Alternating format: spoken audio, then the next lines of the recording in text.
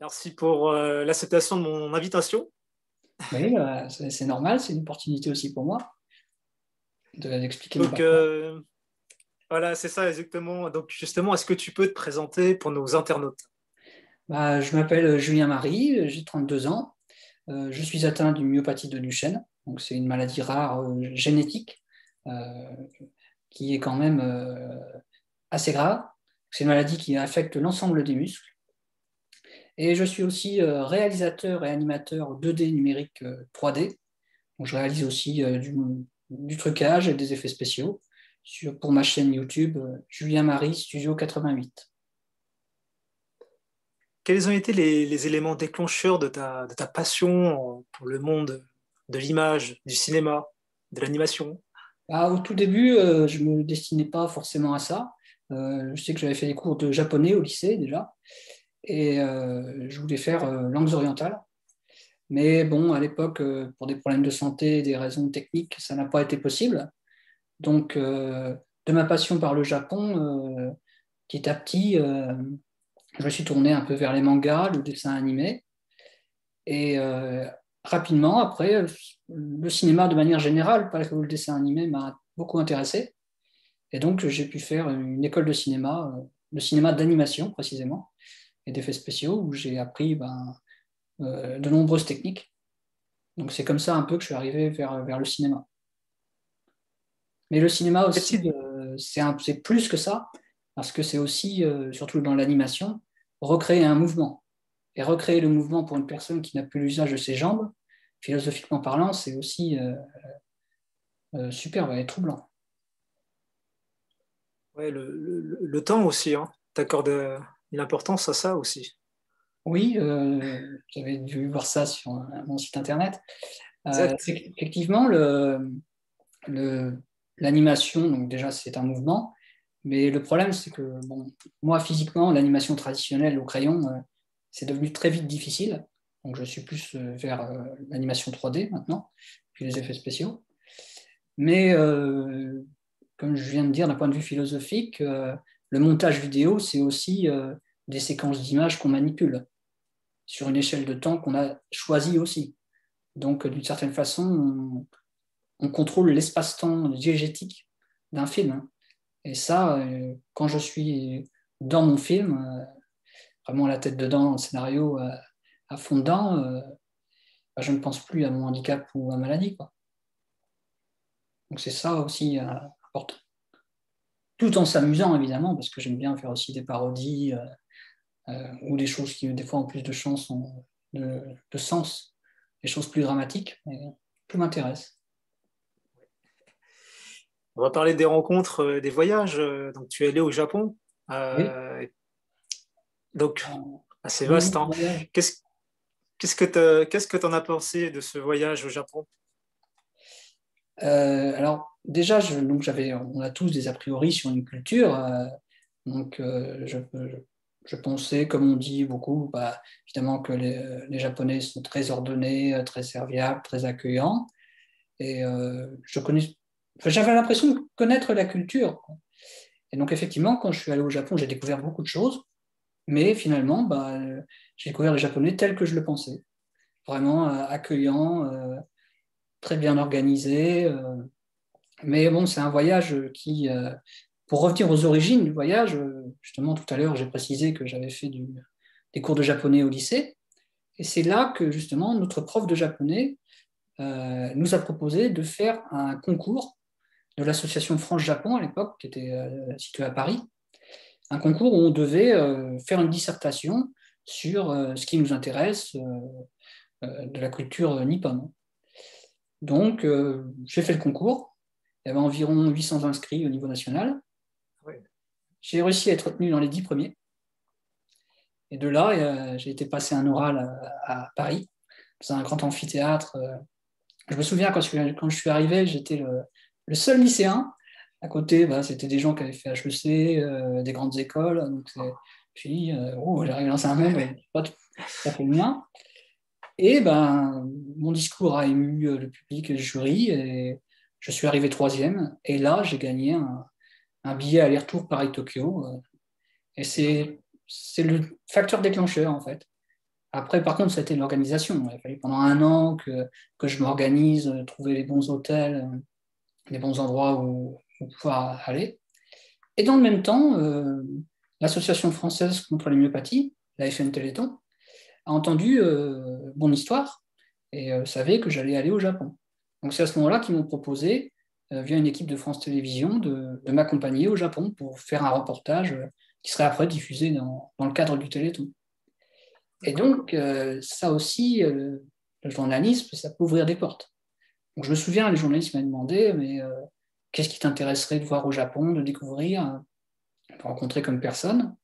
J'avais fait ma petite liste, en commençant évidemment par Hayao Miyazaki, Hideo Kojima. On m'a dit au début, bah, ça va peut-être être un peu compliqué, parce que Miyazaki est connu pour à ne pas recevoir beaucoup de journalistes. Donc, ils ont tenté, envoyé un mail.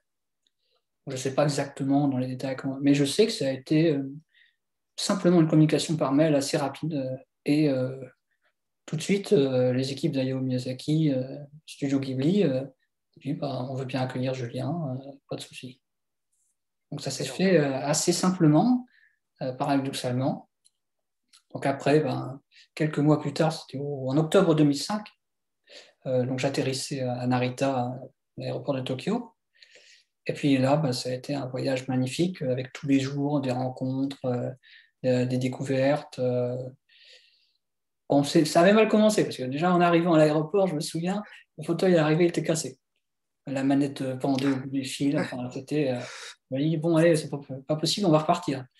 Et là, un truc que j'avais jamais vu ailleurs, au moins 10 employés de l'aéroport arrivent, ils se mettent tout autour du fauteuil, ils commencent à démonter, à essayer de comprendre d'où vient la panne. Et en 10 minutes, un quart d'heure, c'était réparé, pas de problème. Le salut japonais avec. Et franchement, j'avais jamais vu ça. Voilà. Et ça s'est confirmé d'ailleurs tout au long de mon voyage. En voyant par D'accord. exemple, j'arrive devant les petits restaurants typiques où il n'y a que 3-4 places et 2 cuisiniers. Et donc, on arrive, il y avait des marches. Les cuisiniers re-rentrent dans l'établissement. On me dit, bon, et ils ressortent avec une planche en bois, simplement, qui posent, et puis voilà, en soulevant un petit peu le fauteuil, tout est passé facile. Mais d'une manière générale, tout est accessible là. Donc c'était un merveilleux voyage. Tu été très bien accueilli, très bien entouré. Qu'est-ce que tu as pensé humainement de M. Miyazaki et de M. Kojima, tu as rencontré Alors, humainement, donc j'étais assez stressé parce que j'imagine. aller rencontrer Miyazaki. Et donc, alors je me souviens, on est arrivé on a début d'après-midi, bien ensoleillé. On arrive sur le parking des studios Ghibli. Et là, bah, on n'est pas dépaysé parce qu'il y avait des 2 chevaux, des voitures de collection déjà. Et donc, je ne sais pas si ça appartenait à M. Miyazaki qui était garé là. On nous a reçus, on nous a proposé un thé, on a attendu un petit peu un quart d'heure. Et là, M. Miyazaki est arrivé, on a commencé à discuter, on s'est assis, puis finalement, ben, au bout de 2-3 heures, on discutait philo, film, comme si on s'était toujours connus. Donc j'avais aussi une traductrice, donc ça a aidé aussi grandement.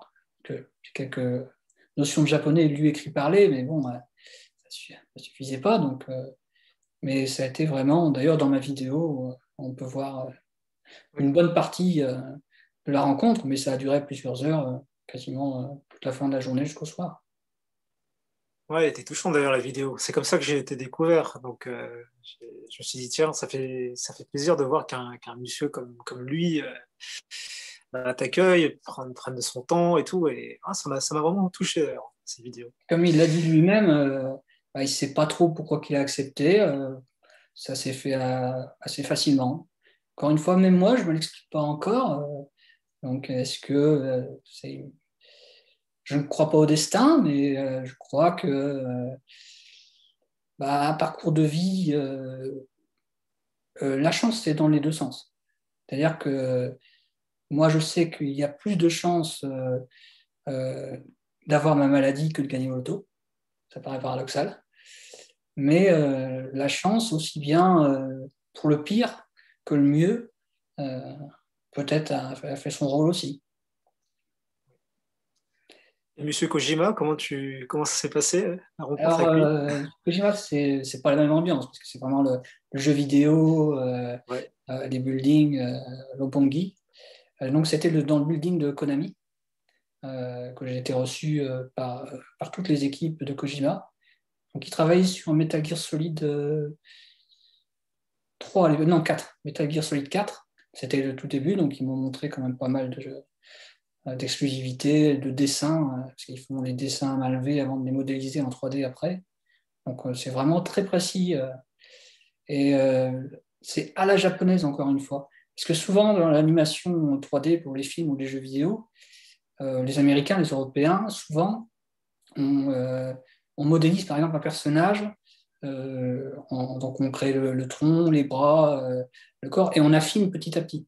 La méthode japonaise est différente. C'est-à-dire qu'eux, ils sont dans le détail permanent, toujours à optimiser le détail d'un dessin, d'un son, les phases de test aussi. Ils sont vraiment beaucoup dans le détail et la rigueur. C'est pas la même façon de travailler. Et donc ça m'a aussi impressionné. Parce qu'on dit toujours qu'ils sont la tête dans le travail, mais c'est vrai. C'est vraiment un peuple assez puissant à tout niveau.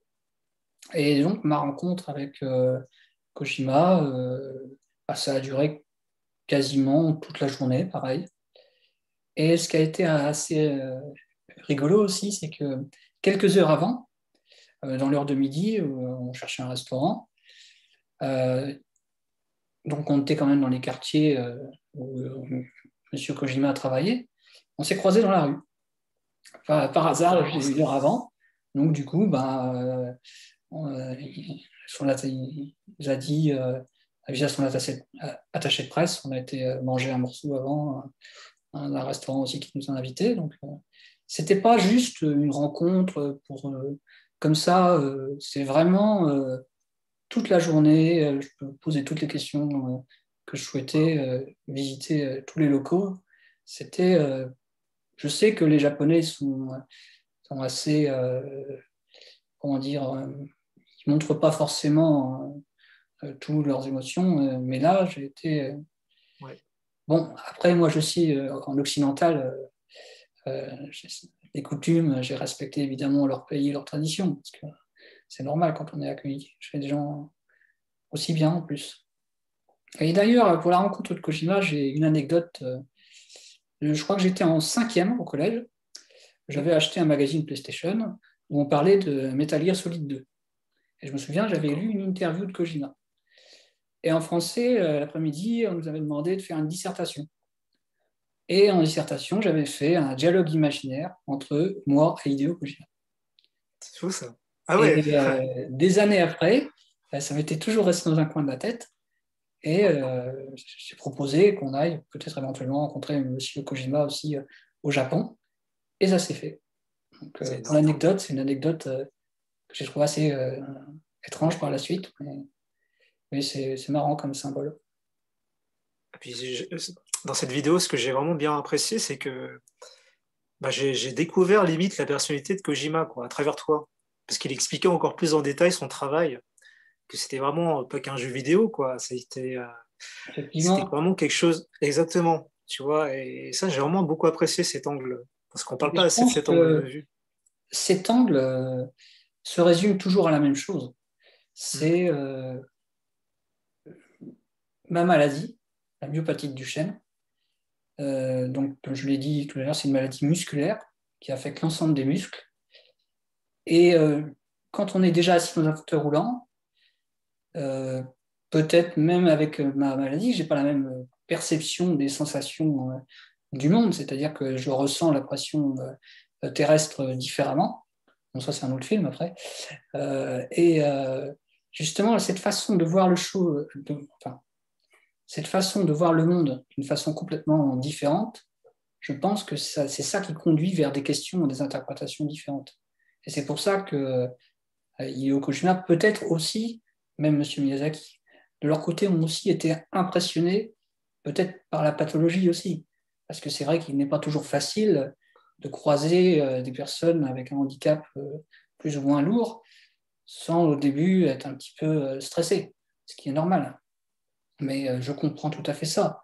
Parce que même moi, si j'étais valide, je sais très bien que venir vers une personne handicapée, je me dirais, pour le respect de la personne, il faut que tu te forces un petit peu au début. Donc peut-être qu'il y a eu un peu de ça aussi. Et puis les questions différentes, j'y avais bien réfléchi avant d'ailleurs. Alors Julien, à travers toutes tes rencontres, questions philosophiques, qu'est-ce que toi tu as appris sur l'être humain? Ah bah, sur l'être humain, je dis souvent que j'ai une vie sinusoïdale, c'est-à-dire qu'il y a des hauts et des bas. Il peut aussi bien y avoir le bonheur que le malheur dans une vie. Mais comme dans les films de Miyazaki, d'ailleurs, il n'y a pas de manichéisme vraiment. On ne peut pas identifier quelque chose de négatif ou positif. Mais moi, ce que j'essaye, je ne vais pas dire que je suis tous les jours optimiste non plus, mais je pense que euh, j'utilise le pessimisme et le négatif pour tendre vers l'optimisme. C'est-à-dire que je vais partir d'une situation euh, complexe pour essayer d'en trouver un avantage. Et d'ailleurs, dans la plupart des films que je fais, j'aime bien la parodie, les effets spéciaux, le mash-up aussi, parce que ça c'est une nouvelle façon de faire des choses. Le but, c'est toujours de trouver que le handicap ou la maladie soit un avantage scénaristique directement dans l'histoire. Et donc, j'ai fait un film qui s'appelle First Steps, qui raconte l'histoire euh, d'une mission imaginaire Apollo 18, mission qui n'a jamais eu lieu en fait. Et sans spoiler le scénario, j'ai fait en sorte que je joue là un astronaute qui va sur la Lune. Et cet astronaute, s'il n'a pas ma pathologie, il ne peut pas réussir la mission. Donc après, c'est dans le scénario que j'ai fait tout en sorte. Donc j'essaie toujours, avec mon regard artistique, philosophique, l'interprétation des films, de la littérature, toujours de l'interpréter en fonction du handicap et de la maladie. Parce que de toute façon, on est comme on est. On interprète forcément les choses avec notre vision du monde. Et c'est vrai que pendant longtemps, je me suis posé la question, euh, est-ce qu'il faut ne pas penser à son handicap du tout et faire des choses totalement différentes, ou est-ce que justement, il faut se dire, bah, je suis comme ça, je l'assume, et je l'assume jusqu'au bout, en faisant une force plutôt qu'une faiblesse. Donc toujours le positif pour faire de ses rêves une réalité et pour oublier un quotidien assez difficile. Mais c'est dans le cas, je crois, de tout le monde, hein, même qu'on ait un handicap ou pas d'handicap du tout, hein. C'est, je pense, ce qu'il faut essayer de faire. Mais donc là, je suis avec le sourire, ça paraît facile, mais je crois que si on n'a pas une stratégie de vie, on ne peut pas s'en sortir vraiment. Parler de rêve, est-ce que tu as un message pour celles et ceux qui veulent réaliser leur rêve? Moi, je crois qu'il faut toujours y croire, mais des fois, ça peut être très long, parce que, je vous l'avoue, mon rêve ultime à moi, c'est d'être guéri de la myopathie de Duchenne. Et je sais qu'avec les dernières avancées de la science, euh, petit à petit, on va y arriver, c'est sûr, on va y arriver un jour. Donc je suis positif parce que j'ai aussi cultivé ce positivisme. C'est-à-dire, je ne me suis jamais dit que je n'y arriverais pas. Même quand le fauteuil roulant s'est imposé à moi, je ne me suis pas dit c'est une sanction, c'est quelque chose qui est triste. Je me suis dit, bah non, c'est un super pouvoir qui va m'aider. Donc, toujours cultiver le positivisme. Par contre, il faut être patient parce que ça ne vient pas forcément tout de suite. Ça peut venir des fois au bout de plusieurs décennies, au bout de quelques temps, en ayant. Et aussi la communication, quoi. Je pense qu'il faut essayer de voir du monde, se sociabiliser au maximum. Bon, en ce moment, c'est pas facile. Et je pense que il faut une stratégie psychologique, c'est important, je pense. Alors, Julien, est-ce qu'il y a des choses qui t'énervent, qui t'écœurent dans ce monde? Alors forcément, comme beaucoup de personnes, c'est souvent l'injustice. Souvent, Bon, moi, dans ma situation, toute ma vie, j'ai connu des injustices, mais j'ai connu aussi l'opposé. C'est-à-dire que des fois, il y a une tuile qui nous tombe dessus, juste après, faut remonter tout de suite sur le cheval. C'est un peu comme un ring de boxe. On combat round après round, et il n'y a que quand on est dans le coin qu'on souffle un peu. Et moi, c'est ça, par 24 heures, je suis moitié du temps sur le ring, moitié du temps dans le coin en train de me rafistoler. Mais c'est aussi bien psychologique que physique. Donc effectivement, il y a des choses qui des fois sont l'injustice, mais après, si on crie toujours après l'injustice, on finit par s'épuiser soi-même. Et finalement, c'est une perte de temps et, et d'énergie. Et moi, j'ai besoin de temps et d'énergie parce que c'est des choses qui sont comptées pour moi. Donc, Comment tu, comment tu faisais, enfin, comment tu fais à ce moment-là, quoi? Tu prends du recul, t'as des amis qui sont là auprès de toi, enfin, alors moi, comment tu fais du coup pour avancer? Ouais. ma technique, c'est je prends du recul, mais vraiment. C'est-à-dire que je ne parle rarement de ma maladie de manière... j'en parle comme un médecin, sans état d'âme. Et je donne l'impression que je suis complètement extérieur à la situation et qu'on ne m'annonce pas les choses, mais c'est moi qui les annonce. Et des fois, par humour noir, euh, par exemple, quand on me dit ah, ça, bon, ouais, ça roule, ça va, bah, non, ça fait longtemps que ça roule plus. Ou des choses comme ça, ou du style, quand je suis en train de tourner en rond, parce que je sais pas, je réfléchis à un film, eh ben, je ne fais pas les 4 pas, je fais les 200 ronds. Donc toujours adapté avec de l'humour. Bon, l'humour dénote aussi parfois une souffrance. Mais bon, après, faut relativiser. Non, souvent, j'essaye de faire des métaphores ou de m'extérioriser de ma personne pour regarder depuis un regard extérieur. Mais c'est quelque chose de difficile à faire. C'est pas de la méditation, mais et j'ai toujours fait ça. Depuis que mon enfance, essayer de me détacher, ne rien cacher des problèmes, ne rien cacher d'un point de vue physiologique de ce qui se passe. Parce que quand je dis l'ensemble des muscles pour une myopathie du chêne, ça va toucher tout. Et c'est une atrophie musculaire générale. Donc on commence où tout va bien, et toute sa vie, jusqu'à que ça nous tue, on voit les choses s'envoyer en l'air. Mais bon, malheureusement, ça reste une maladie grave. Est-ce qu'il y a des projets que tu aimerais concrétiser? Des rêves encore? Oui, des rêves, j'en ai toujours. Parce que, oui, déjà, pouvoir un jour réaliser un film sur ma vie, enfin, pas sur ma vie vraiment, mais je me suis intéressé je crois que c'est en 1850, par là, il y a un neurologue français, docteur Duchesne de Boulogne, qui a découvert ma pathologie. Et c'est vrai que dans un coin de ma tête, je me suis toujours dit que j'aimerais bien refaire un film, mais plus à la façon un peu fantastique, un peu à la Tim Burton, ou Elephant Man aussi, une ambiance assez lourde. Refaire un film en noir et blanc bah, sur, euh, sur, ce, sur ce chercheur, docteur qui a découvert. Puis il a une histoire aussi très romanesque. Donc réaliser un film. Après, évidemment, bah, j'aimerais bien être guéri. J'aimerais bien pouvoir faire du sport un jour. Mais bon, ça reste compliqué. Même si j'apprécie beaucoup le sport à la télévision.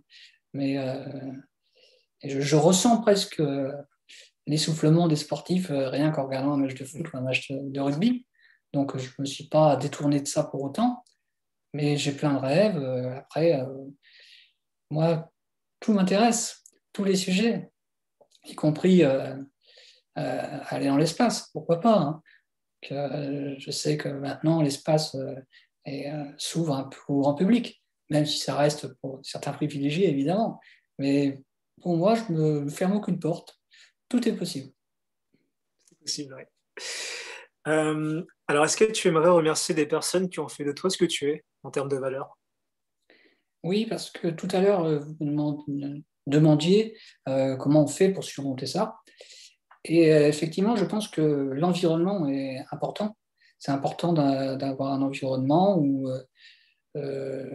avoir des parents qui font en sorte qu'on puisse grandir et évoluer comme les autres enfants, et puis d'ailleurs devenir adulte, jeune adulte, et pouvoir faire des études malgré tout, parce que j'ai pu faire des études de cinéma, une scolarité normale, j'ai passé mon bac, à avoir une vie le plus normale possible, même si il faut se battre pour avoir ça, parce que c'est pas donné par avance, même si ces dernières années, ça va beaucoup mieux, hein, on n'est pas dans les années 80, les années 70, mais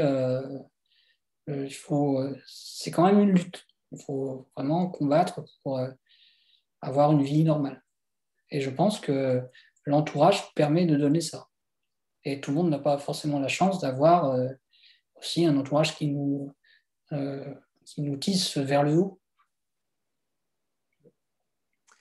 Alors pour finir, est-ce que tu aimerais évoquer un thème qui te tient à cœur? Ou pas du tout? Oui, oui, il y a une cause qui me tient particulièrement à cœur, une cause que depuis de nombreuses années, euh, pour, enfin, alors ça fait longtemps que je m'investis beaucoup pour le Téléthon. Téléthon, donc l'association AFM Téléthon organise tous les ans un marathon sur France Télévisions, sur France 2, France 3. Et cette association, donc j'ai commencé à adhérer dès que j'ai appris que j'étais malade. Et c'est des gens qui m'ont aussi soutenu et qui m'ont permis à plusieurs moments de la vie, par exemple, de m'aider dans mes démarches, dans ma scolarité. Il n'y a pas que le Téléthon, il y a aussi l'Association des paralysés de France qui m'a aidé aussi dans la scolarité. Mais le Téléthon, c'est vraiment ce qui me permet d'avoir l'espoir tous les jours, de savoir que la recherche progresse et on a des preuves. Hein. On sait, par exemple, cette année, je vois, il y a une maladie rare où des enfants avec des problèmes musculaires, neurologiques, maladies génétiques, pareil, qui ont pu être guéris. Donc on voit vraiment qu'il y a beaucoup. Donc ça, c'est une cause qui me tient à cœur parce que je sais que c'est la seule cause qui pourra réaliser mon rêve ultime, c'est-à-dire la guérison. Donc, téléthon.fr, faut pas hésiter. C'est une cause importante aussi. Bon bah super Julien, en tout cas, je te remercie infiniment pour avoir partagé ton histoire, ton parcours. Merci à vous, Et c'était un puis, plaisir. Hein. bah, et puis continue à faire ce que tu aimes faire et pourquoi pas encore concrétiser, réaliser encore des nouveaux rêves, rencontrer des nouvelles personnes. D'ailleurs, si tu as des nouvelles personnalités que tu aimerais rencontrer qui?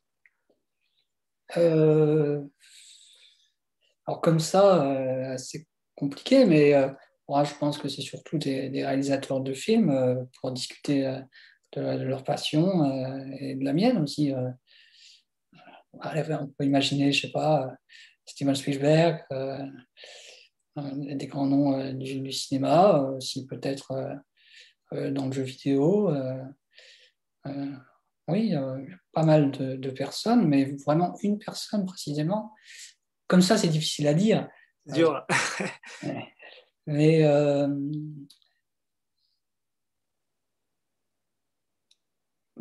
rencontrer la personne et les chercheurs qui me guériront.